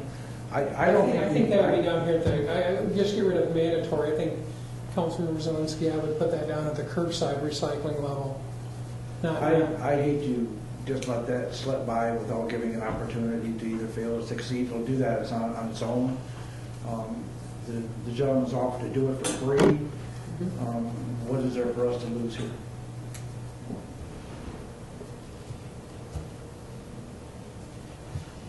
I guess I concur. We had to lose. You know, if it failed, it failed. It'll fill on its own. We don't have to. So are you saying that you want to do that test before you make a decision, or do you want to pursue one of these options in front of us along with doing that test? Pursue the test and also do what we need to do on the options now, I believe. They're looking, I think, for budget development. well, for RFP development, actually, for the If we're going to development go of it. to, The goal would, if we're going to offer a request for a proposal, the goal would be to develop that RFP in January-ish timeframe, hopefully for a February letting, and doing it in that timeframe. Hopefully, or February, March, January, February, March, more that timeframe, so we ensure we'd have a contract ready that council would have in front of them prior to the expiration of this particular contract. I want to make sure that we have one in place, or whatever we decide to go to, that we have a refuse contract in place prior to this one expiring on June 30th, 2015.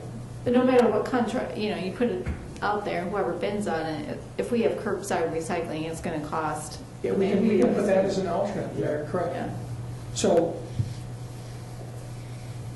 let me ask a direct question. RFP compared to direct negotiations with the current provider.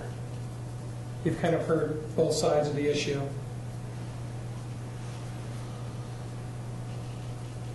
Is there any thought to an alternate location for status quo? We have been giving that thought, yes, sir. I mean, something that's accessible yet not visible, because where it's at the city garage right now kind of keeps it out of sight, but it also allows people the opportunity to dump things that are inappropriate at the area. Correct. We're looking at right. We are currently in conversations right now about alternate locations that we could use for a drop-off location site. Or even possible multiple locations, as opposed to a single location. Potentially. There'll be a cost associated with some improvements that'll have to be made. And, you know, I think statistically about of the population make some effort to recycle, so about 40% of the population isn't going to be impacted by this at all. But I would like to make the process as convenient and accessible for people as it can be, because that encourages the process. If we stayed with the status quo, I mean, we're going to go through either one of the procedures, whether it be an RFP or negotiate directly with the current contractor, we would have to negotiate with them for the siting of 2 of those facilities. So you're looking for whether to do an RFP or just Correct, Mayor. Direct negotiations with, an advantage to just doing the direct negotiations versus our, I think there's an advantage to that. There's a time savings for the request for proposal, a large time savings request for that. in the last 2 times we went out for. We're not getting any bids. Yeah. We're just not. And I think the other thing is that I know they're not located in the city of Manistee, but this is a local firm that's providing local jobs to our citizens. The landfill in Stronach Township, I was going to say Friendly Charter Township, but I believe Stronach Township, is every bit as important to the city of Manistee as it is to Friendly Charter Township and Manistee Township, and we all reap the benefits of having a landfill in our county, which is rather unusual anymore, and it helps us keep some of our transportation costs down for landfilling. So I think there's some benefits for a direct negotiations, but ultimately that's council decision. You in favor of RFP or just going with the current contract and negotiating it?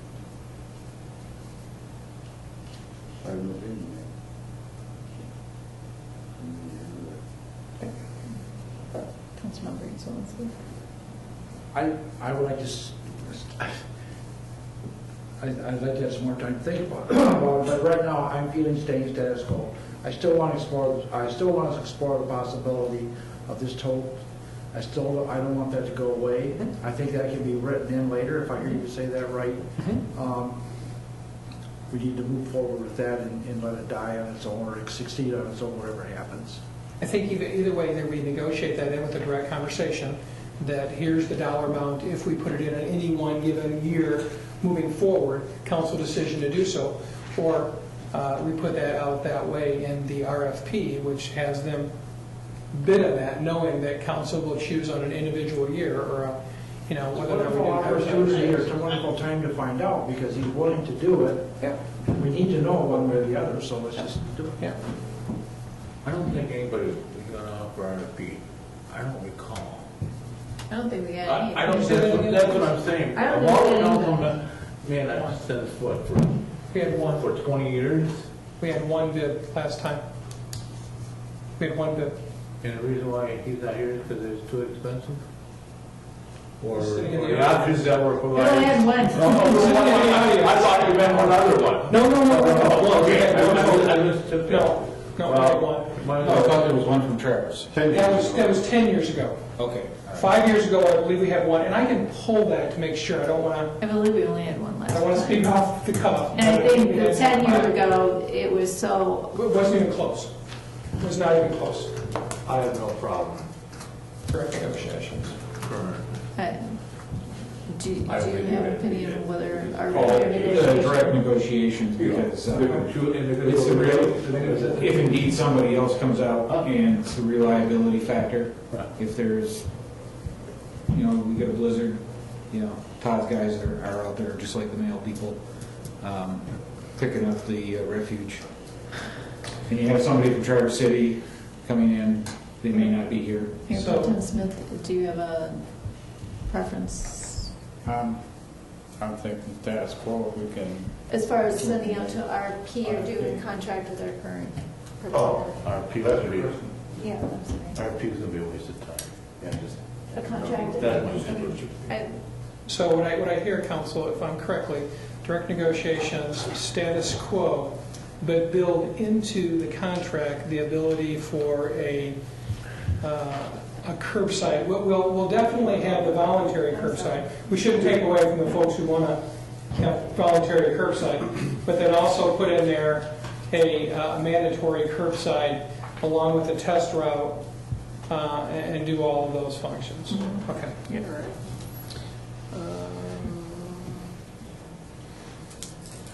Status quo.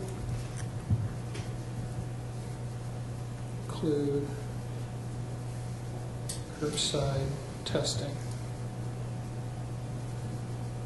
Okay, I think that's what I needed from that one. Thank you very much on that particular topic. Unless there is anything else from council.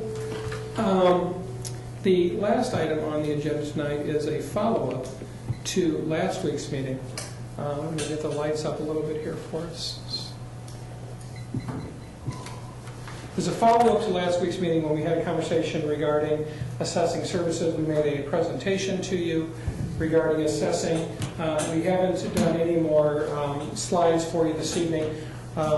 What I did do is I asked Mr. Roger Elbers, our equalization director, if he could give me the information, the names of all of the assessors in Manistee County, trying to look at that. So we know that we've talked to Brent Bosley, which is the contract assessor for the city of Ludington. He was a level 2 assessor. We contacted the city of Boyne City. There is a firm that provides contract assessing with Boyne City, East George, and Charlevoix, just right around Lake Charlevoix, right up there. Boyne City at the bottom, East Charlevoix, not Petoskey. They have one firm that does all three of those. They're called DC Assessing. She is a level 3 assessor. Their particular, I didn't ask for all the rest of those, but their fee is for 3,035 parcels, they pay $54,000 in the city of Boyne City, just to give you a little bit more information. The assessors that we have in Manistee County, in talking to Mr. Elbers, we have Bruce Brown, which is an independent contractor. We have Jenny Martz, who is an independent contractor. Dave Meister works for an independent contracting firm for assessing. Connie Anderson is an appraiser with Mason County Equalization Department, so this is a secondary job for her. But she is with the Mason County Equalization Department. Jeannie Hall, she also is an appraiser with the Lake County Equalization Department, providing that service on the side. Carol Merrill, if I'm saying that correctly, Carol Merrill, is a supervisor for, give me 1 second please, for Pleasanton Township. She's a supervisor and also provides their assessing for them. The same for Wayne Bello. He is the supervisor of Maple Grove Township, and he also is their assessor for Maple Grove Township. Marvin Blackfield, if I got that correctly, Marvin Blackford, excuse me, is the assessor for Springdale Township. He is a contract assessor, as well as Mr. Stan Armstrong, who is an independent contractor, contract assessor for Stronach Township. So the discussion last week was which option do we build into the fiscal year budget? Do we build in the status quo, which would be replacing Ms. Beardsley upon her leaving with a full-time assessor? Do we contract with, and I wish I'd have brought that slide. I think the number we had in front of you was about $118,000, maybe $119,000 roughly. The contract with the Manistee County Equalization Department for, I believe the number was $84,000 roughly, $83,000 to $84,000. And we had estimated that a contract, just a straightforward independent contract with an independent contractor, roughly in the $60,000 range. And again, we wanted to be very, very clear that we wouldn't know the exact cost of that independent contractor until we did a request for proposals, went out for bids, and they submitted costs. We're going on the best information we have. We're using Ludington as our benchmark, if you will, from what they're paying. They have a few more parcels than we do, so we thought that would be a good conservative number to use. So last week, council asked for a little bit more time to consider all three of the options. And what we're looking for is for council to provide direction as to which option to incorporate into the fiscal year 15-16 budget? I think the first thing that I'd like to say is what we're paying the current assessor, who's been a long-term employee and is a level 3, one level higher than is required for the city, is probably not what we would have to pay once we find what is available on the market. I'm guessing there could be a considerable savings in hiring a new assessor. That sort of distorts the savings in the benefit. I'm still concerned that, yes, we have a county function, and yes, we have a city function, and where there's lack of clarity or a difference in opinion, we have an employee of the city representing the city in any of those disputes, acting on behalf of the citizens. I really like the idea of an assessor. And despite the legal opinion, the assessor's tied by the city charter to the election commission, to the representing the city under the board of review, and other factors. I would like to see us move forward and advertise the position and see exactly what we're looking at in availability and cost for a replacement assessor. I concur with a lot of that. This is not one of my strong points, so I've been doing a lot of calling, a lot of talking with people. I talked with the people in Ludington. I talked with Carol, the assistant. I couldn't reach the assistant assessor. It was interesting that he is a level 2, but their tax roll has to be signed by a level 3, so they pay the county to do that, to read that over and do that. So I'm not sure that figures actually, that includes that cost to the county. I can double check for you. I thought it did, but I can double check. Just some of the things that I'm finding out. I'm finding out that it's all over the board on how assessing, how it works. One of the things that concerns me about contracting with the county is that there's no oversight. For example, right now they feel that our commercial property is 2% too high. We have to cut 2% off of it. If we didn't have an assessor, that would not be an arguable situation. It would just be done. They would just be overseeing themselves. I'm basing this information on my talk with the equalization person. This is what we talked about. So that to me is a reason why we need our own person here, somebody looking out after our interest. So you're saying the county equalization said that they would cut our tax base 2%? No, they didn't say that. I got the paperwork right here that it was 2%. We're at 47.99 and we're supposed to be at 50%. So someplace we have to cut 2%. That's what he told me.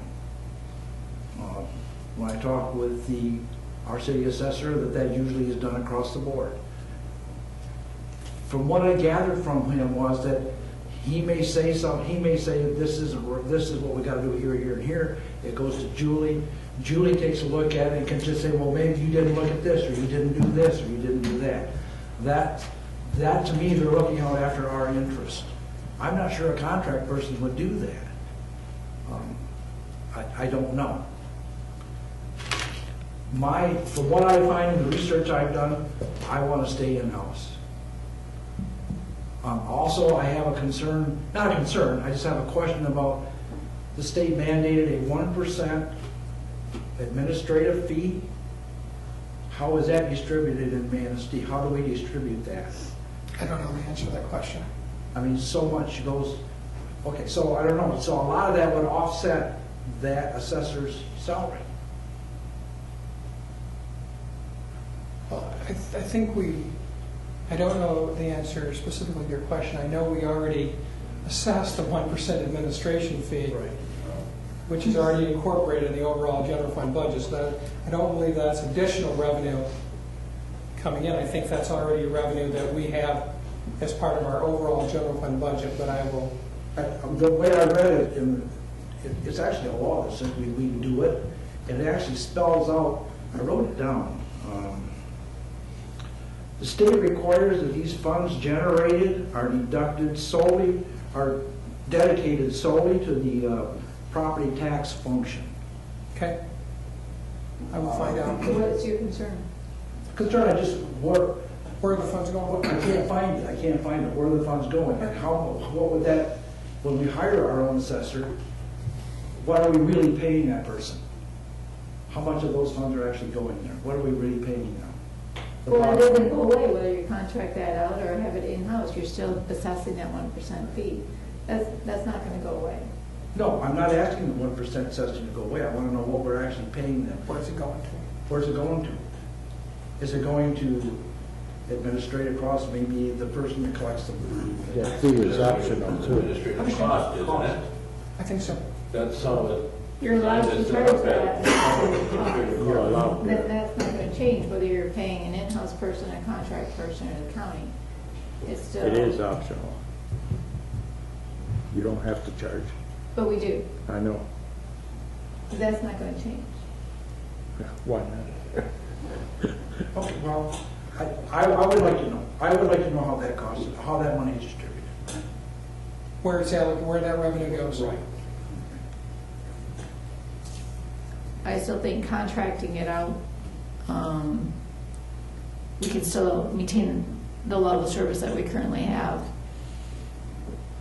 at a reduced cost. And I'm willing to at least see what that is for 1 to 2 years and how that works.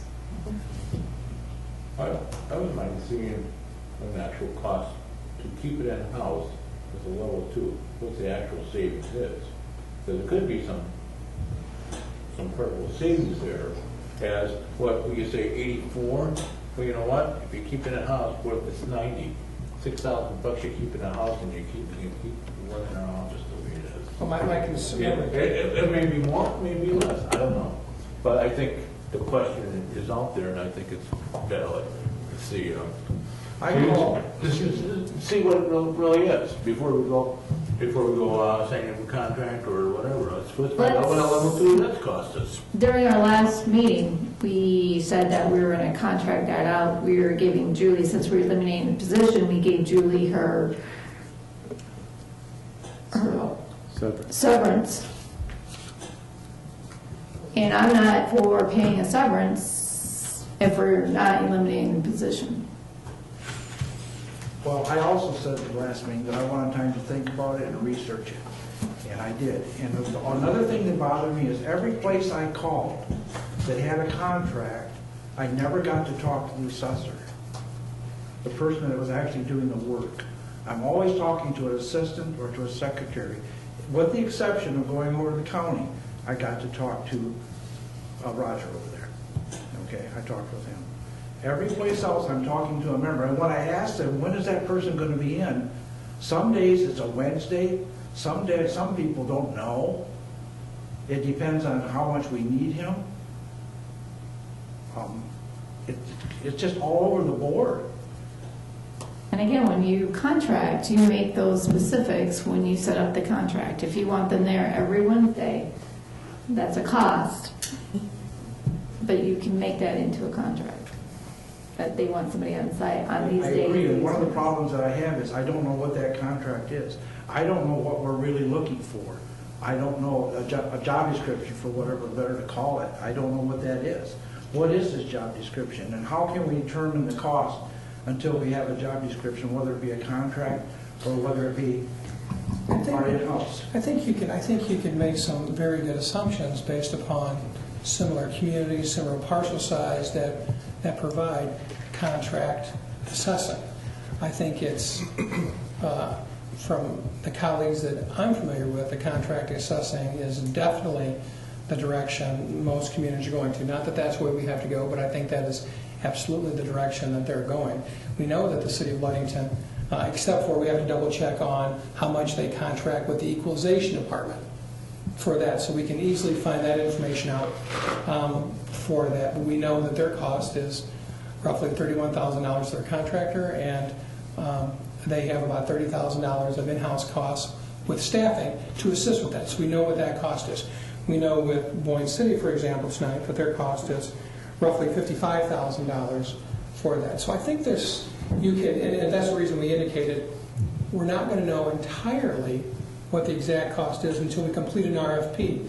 But I think you can get some pretty accurate assumptions as to what the parameters are going to be with contract assessing from looking at our neighbors. So if we do an RFP, we're only going to be doing it for contract assessing, right? We can't do an RFP for both and just see what comes in best for the citizens? I'm not following you. When we do an RFP,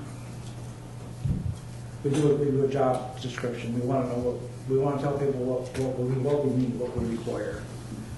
We're only going to do it for the contract people we want to contract. We're not going to be considering the in-house assessor. That's a decision that council is being asked to make, is which direction do they want staff to move forward to and building that into the budget. Okay, so if we decided, and I apologize, I'm just trying to get it clear. If we decide to go with a contract, if you decide to do the job description for a contract assessor,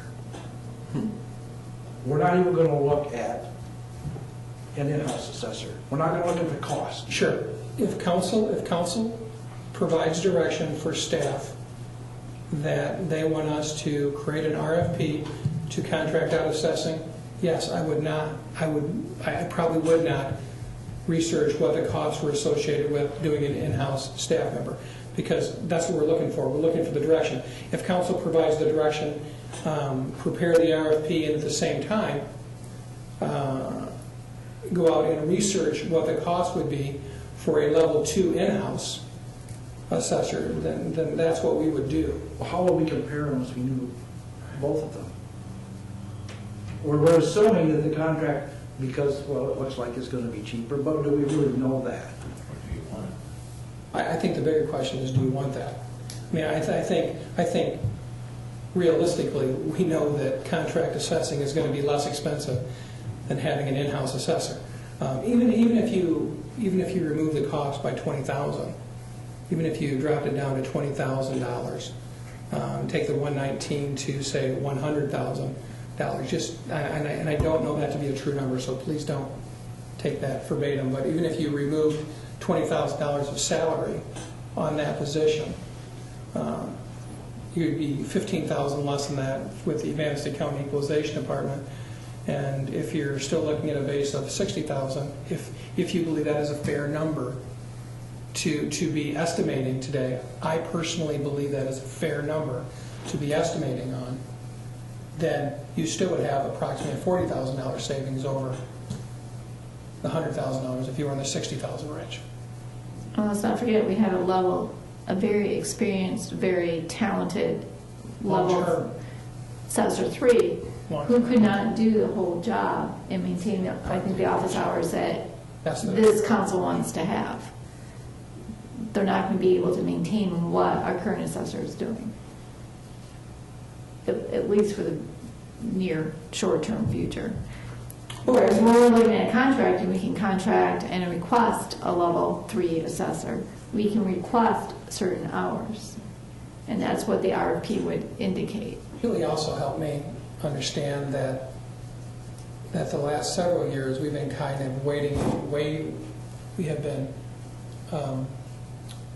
going through a low point of our equalization base is that as the economy has declined, our values have declined, and it's been a decline. I think we are seeing and are going to see a continued rebounding effect, which I think complicates that particular situation for whatever it's worth.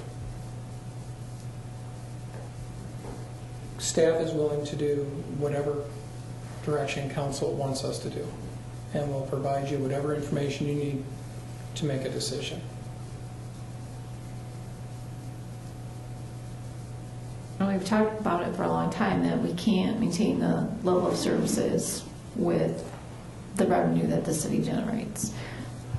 Hence, That's why we eliminated the assistant. Hence, our current assessor had to eliminate some open public hours. Here's another opportunity where we feel we can get the job done that we need done with a contractor, saving the city money. Again, we all realize that services are going to be impacted. And it's another situation where we have to weigh the pros and cons of that.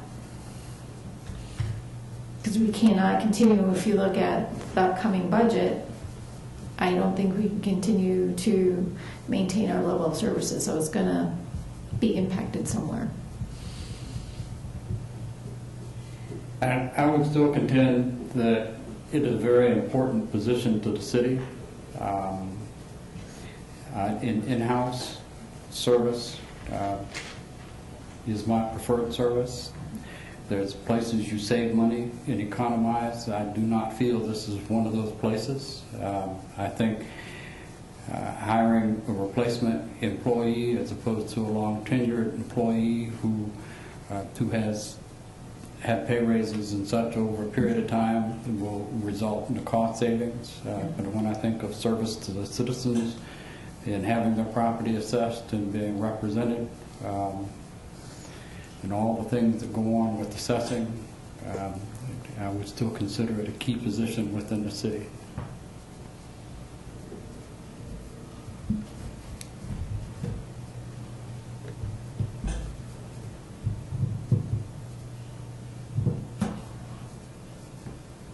Councilmember Bedstead, who's not here, made it known that he was going towards the contracting.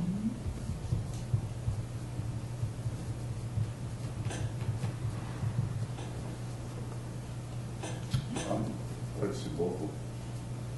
I'd like to see what a possible place. I still believe it in-house employees. I just believe in-house too, you also get a certain level of commitment, dedication that you can't write into a contract. And I think that's important in this process too. The more I've studied this and the more I involve myself in this, I realize just how important this position is to the community, to all of us. And I'm sure we'll make the right decision. All right, well, in either case, whether we maintain the position or contract it out, we agreed the last meeting to give Julie her Start negotiating a separation agreement. a separation agreement along with an assistant to help her through the end of, to stay through March. Right. We're going to maintain that no matter which way we're going to go, whether, because part of that was, hey, we're eliminating your position, we're going to give you your severance. Is there a reason why we wouldn't do that? The fact that we're not eliminating, if we pursue hiring that position, we wouldn't be eliminating that position. And so I just want to make sure that she's clear on what we're going to do. We made the last meeting, we agreed that that's what we were going to do, and that we were going to give her that assistant. Is the council still going to stand by that no matter what we do down the road, whether we maintain this position or contract it out? Are we going to maintain what we said at the last meeting and give Julie her? Going to do what she said she was going to do. I don't see why we wouldn't. She said she would just stay to the end of March. Okay. I just, because at that time, we were... I think there were two issues. One is if she was replaced with the contract function, she would be entitled to a separation agreement at one point in time when she made known her intention to retire.